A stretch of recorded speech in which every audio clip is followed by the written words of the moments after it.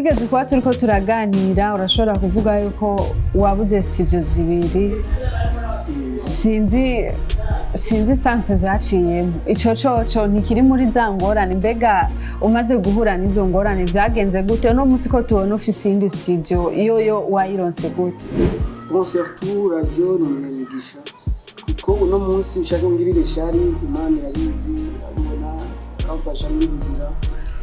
je nabuze studio zibiri zivanye n'abaproducteur b'abagenzi nico gituma nakubwiye navuze ni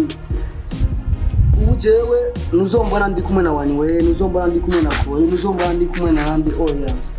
kumvo benshi dukora akazi kamwe umugani umwe ariko n'ingyanje je rero naciye mfata pasiporo yiwanje uko